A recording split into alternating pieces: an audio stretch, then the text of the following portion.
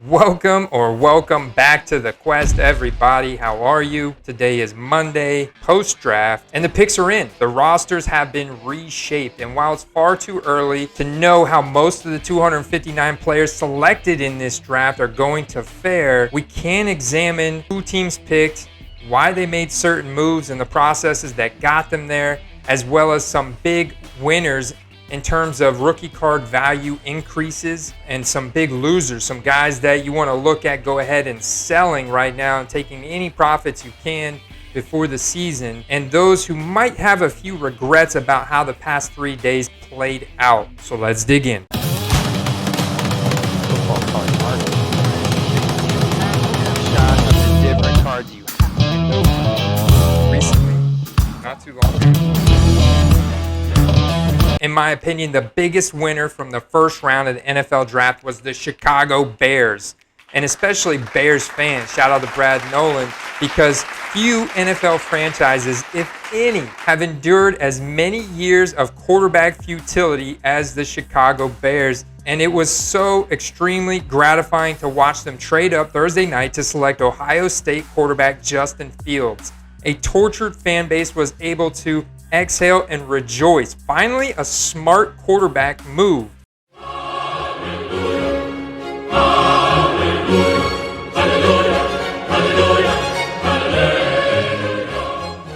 Now it is up to the current regime to get the most out of Fields in a way that it could not with Mitchell Trubisky. Fields is more athletically gifted and a more accurate pocket passer than his predecessor. And all of a sudden, Coach Matt Nagy has a lot to work with. An individual winner here is Bears wide receiver Allen Robinson, who finally might be emerging from his own personal quarterback hell.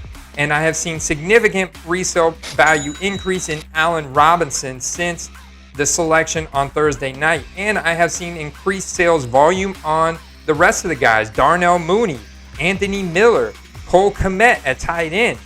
And I imagine possibly some little increases in David Montgomery as well. And this hype is going to continue to build for the Bears, a huge fan base there that is rejoicing about this selection, and for good reason. So if you had purchased Allen Robinson or possibly Anthony Miller, Darnell Mooney, Cole Kmet cards at dirt cheap prices, you can go ahead and take maybe double, triple your money right now, or you can go ahead and hold on. If you need to take some profits now, I completely understand. I'm doing that on some of my cards because I want, to have more house money to reinvest here in the summer. The big question that I want to ask you guys is, now that the draft is over and the real offseason begins, are we going to see the dip in football card prices? Are we going to see the demand go down? You got hockey going, MLB, basketball playoffs are going to start. Are we going to see a dip in the football card prices? I have to imagine that we are, but you never know. This is a new market. This is an evolved market. We've got a lot more fantasy football gamers, guys like myself and you that are in this, and we understand that when the demand goes down, that the prices go down, and we can look at investing in rookie cards. So we'll see what happens. Something that we just have to closely monitor and be aware of what our recently solds were, where they were at their low point, and that's why I love to use platforms like StarStock to get that free chart and that idea. Of course, you can use other platforms as well. There's Market Movers, there's a little sales data tool on ComC, there's eBay recently solds, or you can go to 130point.com and look at prior eBay sales, or there's even a phone app now that it's called Sold For. I believe it's called Sold For, that you can look quickly on your phone and get an idea of previous eBay sales. And Sports Card Investor has their free Market Movers app on their phone as well. It has some interesting tools on it. My next big winner from the draft, a lot of this information I'm taking from this excellent article written by The Athletic, written by Lindsey Jones from The Athletic. And I really liked it and resonated with it. Andrew Berry and the Cleveland Browns. And Andrew Berry is one of the NFL's youngest general managers, and he actually his wife gave birth to their daughter Eden just before the draft kicked off on Thursday. And what came next for him, I feel, was a little bit of that new father confidence and calmness. And so the Browns had one smart pick after another. They started with Northwestern corner Greg Newsome II in the first round. Then they followed up with Notre Dame linebacker Jeremiah Owusu Koromoa, who is projected as one of the draft's best value picks in the second, and field-stretching, speedy receiver Anthony Schwartz of Auburn in the third. The Browns addressed positions of needs, primarily on defense. The third day brought a defensive tackle, another linebacker, and a safety, and they quietly continue to build one of the AFC's best rosters. And you can see this reflecting, after the season was over, there's huge price increases in Baker Mayfield and Nick Chubb, and you're going to see this spread throughout the roster on the Cleveland Browns to guys like Jarvis Landry and Odell Beckham Jr. We'll see if he gets traded or if he's going to stay. That's going to be something to monitor closely. But I love the situation there. Another guy like Kareem Hunt is another guy in 2017 that I found had underpriced rookie cards when compared to, Christian McCaffrey and Aaron Jones and Leonard Fournette and Joe Mixon and Marlon Mack. So I digress. Let's move on to another big winner from the NFL draft. And let's talk about the biggest smokescreen of the first round. And because it's very rare for anyone in the NFL to be able to keep a secret. So kudos to the 49ers, Kyle Shanahan and John Lynch for their ability to successfully keep the entire league guessing about their quarterback decision for the number 3 overall pick for nearly a month. You could certainly argue that the 49ers might not have needed to be so secretive about their love for Trey Lance when the Jaguars were clearly taking Trevor Lawrence and the Jets have been clearly communicating that they were going to be taking Zach Wilson. But the fact that they allowed Mac Jones rumors to flourish for so long, to the dismay of the 49ers fans, shout out to Keno Moss, brought so much drama to a draft that had no mystery with the top 2 picks. Shanahan and Lynch put on a clinic for how to orchestrate a smokescreen. And you have to respect that they were able to pull it off. So, and in terms of San Francisco 49er prices, this is definitely going to impact the guys that we talked about positively. Maybe not now because we really don't know, but when we get closer to the season, the 49er skill position guys are perfect guys to hold before the season because we haven't seen the clear price increase in these guys from the selection because we don't know if Jimmy G is going to actually start the season or if it's going to be Trey Lance and what that's going to look like. But I love Trey Lance's prospect profile and what he did in college, and he is very well skilled to perform at a high level in the NFL. And this is going to bring huge implications down the road for guys like Brandon Ayuk and Deebo Samuel and George Kittle. So definitely something you want to monitor there. Maybe even look at investing in some Raheem Mostert because Trey Lance can run the ball, and that's definitely going to open up significant running lanes for Raheem Mostert. So some other big winners from the first round of the 2021 draft were all of the 2020 rookie quarterbacks, the big-name rookie quarterbacks, including the lesser-name ones in Jordan Love, just based on the rumors that Aaron Rodgers is going to be leaving. And, you look at Joe Burrow from them drafting number 5 overall, Jamar Chase, reuniting Jamo Burrow. Yeah. Reuniting Joe Burrow with Jamar Chase, arguably his number 1 target alongside, Justin Jefferson and Terrace Marshall there in LSU. And when we look at Joe Burrow's rookie card prices, look at the price increase from the draft. Let me take out those 9s. Look, you had an SGC 10 go today for $155, and this is a base paper Donruss rated rookie. Got that rated rookie logo, of course. But look at that, Friday, April 30th, 65, in the draft, and those are getting up there, so we're not seeing a ton of movement. And the Prism, from what I'm seeing, guys, this Prism seems to hold the best value. Look at Thursday, 190. People are paying $190, $180 for that Star Stock A base Prism of Joe Burrow. And then we look at another big winner, in my opinion, is Tua Tagovailoa in Miami. And they picked Jalen Waddle from Alabama, who was more efficient than Devonta Smith, who Devonta Smith won the Heisman. And Jalen Waddle's faster. Jalen Waddle was extremely impressive in college. He had a very good contested catch rate, and I'm a big fan. And the guy is just lightning fast. So you can say that is it possible that Jalen Waddle becomes the next Tyreek Hill? And I think he's got a kind of a funny name, that Waddle. And this is one of the guys that didn't test at the combine. So, but with 5'9", 180. Let's look at what that's done for Tua's rookie card prices. Tua tag. That's what I type in on StarStock to find him. Tua tag. In comparison, his StarStock A base Donruss are half of what Joe Burrow's are. And you can see the big increase there. I mean, starting on Friday, April 30th, Thursday. Look at this, guys. Starting draft night, you see a ton of activity on StarStock A, a bunch of Bs, and then, go newer. I mean, now that card has gone up to 35. We could see someone took a offer there at 22. Why not? Maybe they ripped it out of a pack and very little invested in it, so they're fine taking it, taking a $22 offer. But otherwise, the majority of them are in the mid 30s at this point, and that chart has just been climbing from draft night. And real quick, we'll take a look and see what his prism is at. And that prism is now at 76. So it's got a lot of space between him and the Burrow. And let's look at another guy, because you had the Eagles take Devonta Smith. And Devonta Smith, Heisman Trophy winner. There should be a lot of hype there around him. He had a very impressive college resume as well. Now, he is a little bit on the lighter side. He's more of a lengthy receiver, more like a Deshaun Jackson type of guy.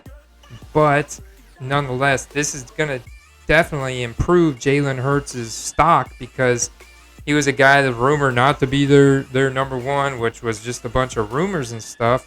And look at that in his Friday. Look at that. Friday, April 30th, after the selection of Devonta Smith. I mean, you had $80, $85 Prism sales pop off left and right, no problem. And let's look at his base Donruss. That card's now at $30. The StarStock B. Whoa, I got a lot of them. I wonder what I bought those for. Or if I can go back far enough. I was buying those for $5. So buying those for $5, those are now up to $7.25. I could take profit in those right away, about 50% profit now. I'll wait, because that's going to continue to go up. And the StarStock A's are now at $30. You take out the PSA 10, you can see the StarStock A's are just over $30. And so there's room to grow there, because Philly is such a big market team, and they've added the weapons. I really think Jalen Hurts is going to be big time. Not just hype, but actual performance on the field should be really good from Jalen in 2021. And then, of course, Justin Herbert, who is already your reigning rookie card king from 2020. His cards, they drafted offensive linemen, and they're going to continue to build supporting cast there. They drafted a tight end, and you can see that Monday, May 3rd, you had StarStock A's popping off for $75.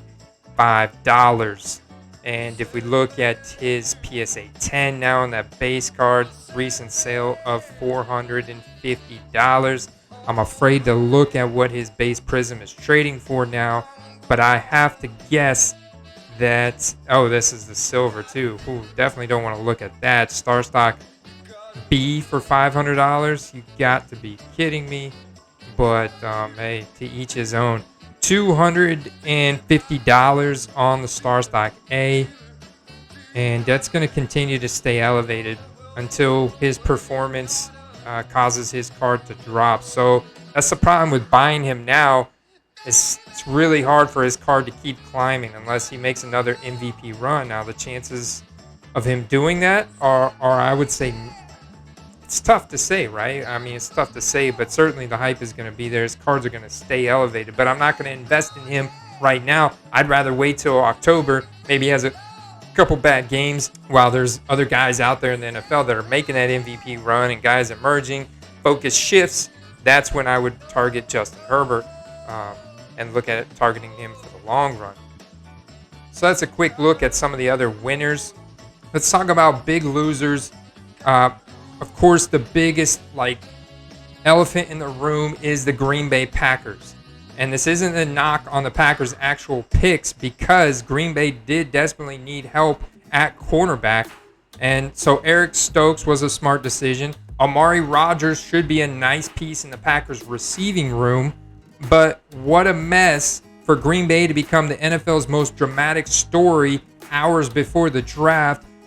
Whether the leak of Aaron Rodgers' frustrations came from the quarterback's camp or from somewhere within the Packers organization, the news that the QB wanted out of Green Bay hung like a dark cloud over the draft, and it's a storm that doesn't seem like it will pass anytime soon, and it overshadowed every pick that the team made this weekend. And the current rumors are that Aaron is so displeased with Green Bay that he is saying that he will retire or sit out before he plays for Green Bay if they do not trade him. And so it looks like the Aaron Rodgers saga is far from over. Let's talk about the Houston Texans real quick, because they're one of the other biggest losers. And it was hard to remember the Texans were even participating in this draft, given their lack of action until the third round. But then once Houston made its first pick, it was a weird one. They picked Stanford quarterback Davis Mills. And we all know about the quarterback uncertainty in Houston, given the serious nature of the sexual assault allegations against Deshaun Watson.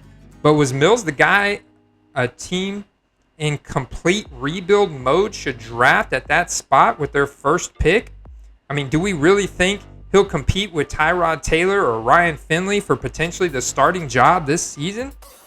I mean, we already know Deshaun Watson's going to sit out at least 8 games, but have a dozen or so other more pressing needs. I mean, speaking of, Houston waited until pick number 170 in the 5th round to take a defensive player, linebacker Garrett Wallow from TCU.